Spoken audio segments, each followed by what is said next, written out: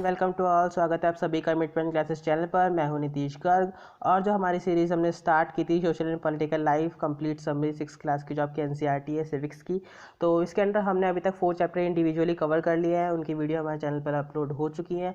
अगर आपने कोई भी वीडियो मिस की है या फिर अभी तक कोई भी नहीं देखी है तो आप जाकर देख सकते हैं। ओके, और चैनल को सब्सक्राइब करना ना भूलें बिकॉज इंपॉर्टेंट वीडियोस की नोटिफिकेशंस आपको टाइम टाइम पर मिलते रहेंगे। ओके गाइस, तो आज जो हमारा 5th चैप्टर है वो हम स्टार्ट करेंगे। और स्टार्ट करने से पहले मैं आपको बताना चाहता हूँ कि अगर वीडियो के बाद आपको कुछ भी समझ में नहीं आता है और आपको कोई भी डाउट्स या क्वेरीज रहती हैं तो आप मुझसे कमेंट सेक्शन में पूछ सकते हैं।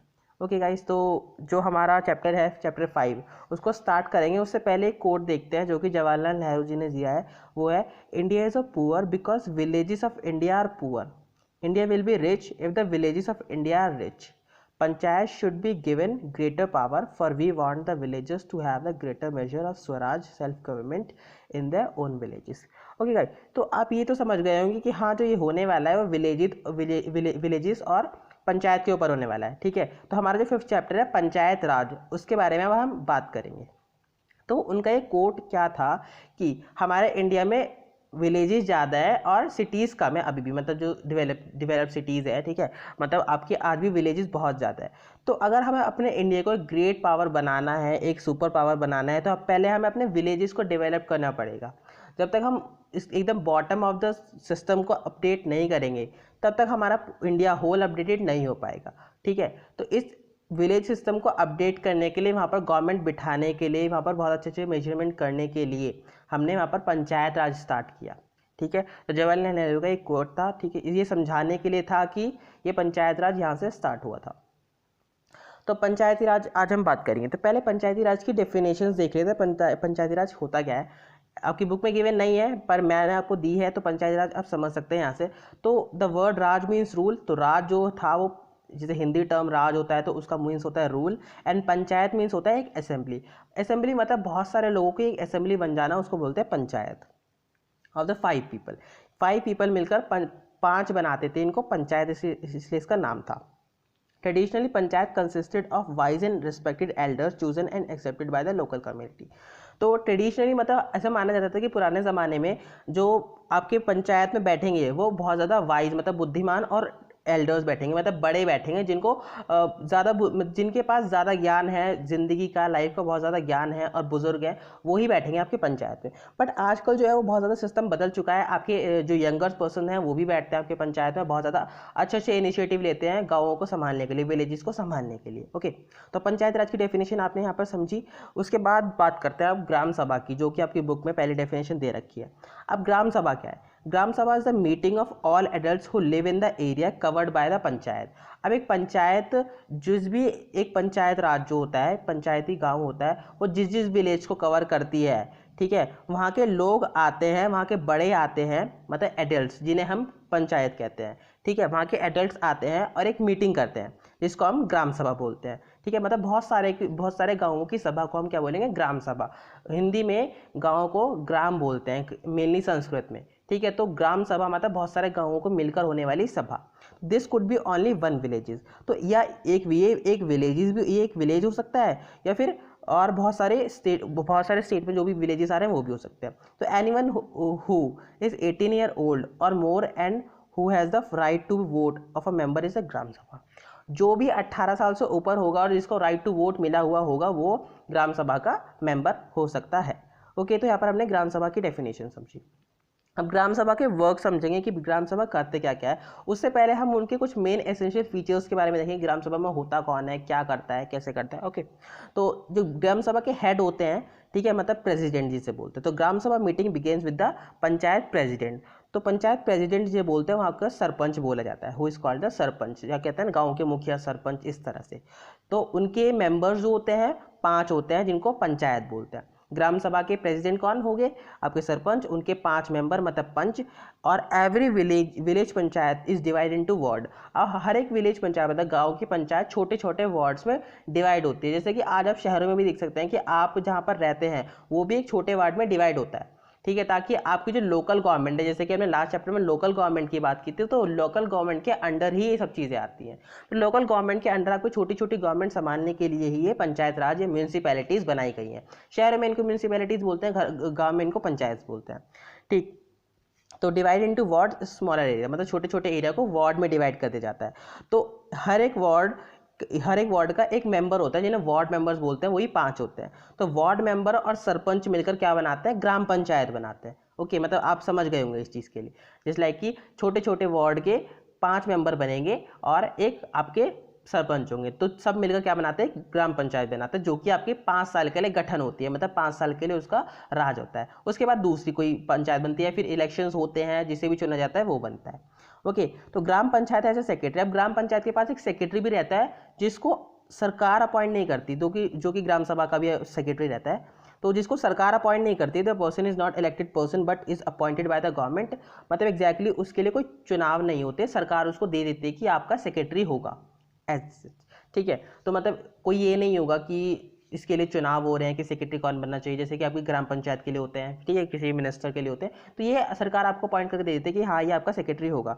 तो सेक्रेटरी रिस्पॉन्सिबल होता है हर एक मीटिंग के लिए, हर एक अफेयर्स के लिए, जो ग्राम सभा ग्राम पंचायत की होती हैं, और सारे रिकॉर्ड रखने के लिए जो जो अभी तक अमेंडमेंट पास हुए हैं। अब ग्राम पंचायत जो आता है, पंचायती राज आता है आपके कॉन्स्टिट्यूशन अमेंडमेंट में, मतलब भारतीय संविधान जो है हमारा, उसके 73rd अमेंडमेंट में पंचायती राज आपका गठन हुआ था। ओके, तो अब ये भी चीज़ आ सकता है आपकी बुक में नहीं है, मैंने एक्स्ट्रा बताया है आपको, ताकि आपको फर्दर नॉलेज भी मिलती रहे इस चीज़ से। तो जो प्रिपरेशन कर रहे हैं उनके लिए तो बहुत ज़्यादा मस्त होती हैं सब चीज़ें। ठीक है, तो जो सेक्रेटरी होता है वो सब चीज़ों के लिए रिस्पॉन्सिबल होता है। जैसे कि आपने देखे होंगे कि जो बड़े बड़े वो होते हैं, तो उनके जो सेक्रेटरीज रखते हैं सारे रिकॉर्ड, वो नहीं रखते, वो भी कहा सकता संभालेंगे। ठीक है, अब इस पंचायत का मेन टॉपिक्स क्या होता है, मेन टॉपिक्स टू डिस्कस इनके, मतलब ये डिस्कस एग्जैक्टली करते क्या है। तो आपकी बुक में जो दे रखी है, एक स्टोरी दे रखी है पानी के ऊपर, कुछ सोशल इश्यूज़ वगैरह, तो ये सब चीज़ें दे रखे हैं। तो सोशल इश्यूज़, किसी में लड़ाई हुई है, फिर कोई भी चीज़, जैसे पानी नहीं आया, बहुत सारी चीज़ें, वाटर प्रॉब्लम, गाँवों में सबसे ज़्यादा जो मेन प्रॉब्लम रहती है, मेन सोर्सेज रहता है, वो वाटर रहता है।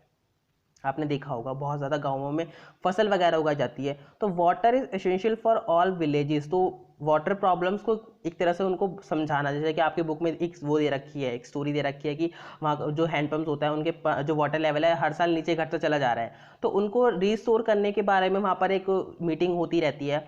तो वहाँ पर एक आइडिया देता है, जो भी नाम होता है तो उसका, तो वो आइडिया देता है कि हमें क्या करना चाहिए, वाटर हार्वेस्टिंग करनी चाहिए, जो मैंने अपने घर दोस्त के यहाँ पर देखी थी, तो उनकी सोसाइटी में देखी थी, उनके विलेजेस में देखी थी।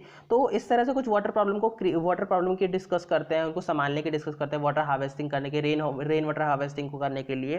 तो वो सोचते हैं कि हम कैसे वाटर को, ग्राउंड लेवल को एकदम वापस लेवल पर ले आए। और बीपीएल बेनिफिट्स, बीपीएल का मतलब होता है बिलो पॉवर्टी लाइन। ओके, ये मैंने शॉर्ट फॉर्म में लिख रखा है बीपीएल, तो आप कंफ्यूज ना हो जाना। बीपीएल होता है बिलो पॉवर्टी लाइन। अब हमने देखा है कि जब हम एक शहर में रह रहे हैं, तो बिलो पॉवर्टी लाइन वाले लोग और गांव में रहने वाले के बिलो पॉवर्टी लाइन के लोग, जमीन आसमान का फर्क होता है। गांव में ज़्यादा होते हैं, शहर में फिर भी कम होते हैं। अब आप सोच रहे होंगे कि गांव में कैसे हो सकता है, वहाँ पर तो खेत खलियान है। नहीं होता, गाँव में अगर हम देखें तो सिर्फ 1 या 2% पे अपने खेत खलियान रहते हैं, बाकी सारे लेबर रहते हैं। ठीक है, हर किसी पर खेत खलियान नहीं रहता है। तो गांव में बिलो पॉवर्टी लाइन के नीचे आने वाले लोग बहुत ज़्यादा हैं, इसलिए हमारा इंडिया, इसीलिए तो हमने एक तरह से ये कहा है कि गांव को अगर डेवलप करेंगे तो हमारा इंडिया पूरा डेवलप हो जाएगा। तो बिलो पॉवर्टी लाइन को देखना, उनको गवर्नमेंट जितनी सैलरी प्रोवाइड करवा रही है, जितना मदद प्रोवाइड करवा रही है, उनको प्रोवाइड करवाना, वो भी पंचायत का ही काम होता है। मनी का मिसयूज़ ना होना, देखो गवर्नमेंट से जो मनी मिल रही है उसका मिसयूज़ ना होना, ये भी बहुत ज़्यादा एसेंशियल होता है। और कोई पीपल या कोई ग्रुप, जैसे कि मान लीजिए आपका कोई पंचायत राज में कोई पंच का एक ग्रुप है, उसको ज़्यादा पावर मिल गई है और वो किसी को शोषण कर रहा है, किसी का एक्सप्लॉइटेशन कर रहा है, वो ना हो, वो हमें ध्यान रखना पड़ता है। ठीक है, तो ये जो कुछ मेन टॉपिक्स थे जो पंचायती राज में डिस्कस होते हैं। उसके बाद देखते हैं ग्राम पंचायत का वर्क क्या होता है। अब ग्राम पंचायत जो होती है, वो जो ग्राम सभा मतलब एग्जैक्टली क्या होता है कि वो मिलते रहते हैं रेगुलरली, मतलब 1-2 दिन के अंतराल में, 1 हफ्ते के अंतराल में, कुछ ऐसे मिलते रहते हैं और कुछ मेन टास्क के बारे में जो गवर्नमेंट अब उनको प्रोवाइड करवा रही है या फिर अपने गाँव के डेवलपमेंट प्रोग्राम्स के बारे में बात करते रहते हैं।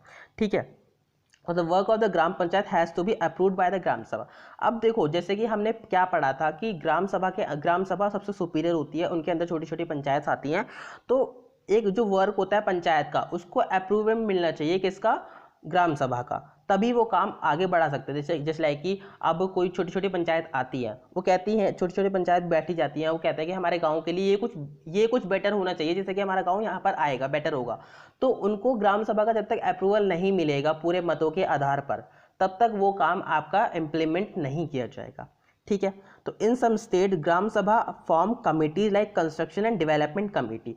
तो कुछ स्टेट्स में, ठीक है, ग्राम सभा जो होती है कमिटी बना दिया करते हैं इस चीज़ की अलग, क्या कि वो कंस्ट्रक्शन एंड डेवलपमेंट कमेटी, जो कि आपका डेवलपमेंट को संभालेगी। These committees include some members of the gram sabha. तो ये क्या करते हैं कि अब हर कोई जो पंचायती वाले होते हैं ना, पंचायती राज वाले होते हैं, जब तक ग्राम पंचायत आती है तो वो सीधे ग्राम सभा से डायरेक्ट मीट नहीं करती, वो किससे मीट करती है, किससे करते, कंस्ट्रक्शन एंड डेवलपमेंट कमेटी से मीट करती है। और इसमें भी जो लोग होते हैं वो कुछ ग्राम सभा के मेंबर होते हैं, कुछ ग्राम पंचायत के मेंबर होते हैं, और साथ में वर्क करते हैं वो इस कमेटी के अंदर। तो इससे क्या होता है कि आपके फैसले लेने के तरीके हो जाते हैं वो थोड़ा जल्दी हो जाते हैं। अब सोचिए, आप पंचायत राज में पहले इसको पास करा रही हैं, फिर आप ग्राम सभा में इसको पास कराएंगे, तो मतलब इसमें बहुत ज़्यादा टाइम लग जाएगा और गांव का डेवलपमेंट तो वहीं रुक जाएगा। इसलिए इन्होंने कुछ ऐसी कमिटीज़ बना दी जिससे कि जो काम हो वो फर्दर तरीके से बहुत जल्दी हो जाए। ठीक है, अब उसके बाद क्या था, तो the construction and maintenance of water source, road, drainage, school buildings and other common property resources. तो ये जो कंस्ट्रक्शन था, मतलब कंस्ट्रक्शन से इनका मीनिंग क्या था, डेवलपमेंट से आप समझ गए होंगे, गांव का विकास करना। अब कंस्ट्रक्शन और मेंटेनेंस से इनका मतलब था कि वाटर सोर्स को, मतलब जैसे कि अगर डैम वैम हो या फिर कोई रिवर हो, उसका पानी नहीं जा रहा हो, या वही वेल बनवाना हो, मतलब कुआं बनवाना हो, ठीक है, ड्रेनेज सिस्टम बनवाना हो, रोड बनवानी हो, बिल्डिंग बनवानी हो, स्कूल बनवाने हो, या फिर कोई भी कॉमन प्रॉपर्टी बनवानी हो, तो आपका कंस्ट्रक्शन उसी कमेटी से आपका कॉन्टैक्ट होगा। कंस्ट्रक्शन एंड डेवलपमेंट कमेटी जिसका नाम था, वही ये काम करेंगी। टैक्स कलेक्ट करना लोगों से छोटे छोटे तौर पर, भले अगर आप ये मत समझिए टैक्स का मतलब सीधा सीधा पैसा है, नहीं, गेहूँ बाजरा अनाज ये भी हो सकता है। तो एग्जीक्यूटिंग गवर्नमेंट स्कीम्स, अब जैसे कि अगर हम देखें कि प्रेजेंट डे में हमारी गाँव के विकास के लिए बहुत ज़्यादा स्कीम्स चल रही हैं, ठीक है, और उनको इम्प्लीमेंट करवाना, उनको उन लोगों तक पहुंचाना, बिकॉज ऐसा नहीं हो सकता पॉसिबल कि हर गांव के घर में टीवी हो। ठीक है, टीवी या मोबाइल फ़ोन बहुत ज़्यादा इंपॉर्टेंट इसलिए हो जाते हैं क्योंकि आपको न्यूज़ मिलती रहती है, बट अब कितने घरों में नहीं होते हैं, तो उनको न्यूज़ कैसे पहुंचाएगी कि सरकार हमारे लिए एग्जैक्टली कर क्या रही है। तो ग्राम पंचायत का वर्क होता है, इन कमेटी का वर्क होता है कि जो सरकार तुम्हारे लिए कुछ स्कीम्स ला रही है, आप उनको जनता तक पहुंचाएं, जनता उसका इस्तेमाल करें, ताकि हमारा जो इंडिया है, हमारे गांव हैं, हमारे सारे छोटे छोटे जो गांव बसे हुए हैं, उनको थोड़ा सा डेवलपमेंट मिले और आगे बढ़े हमारा इंडिया।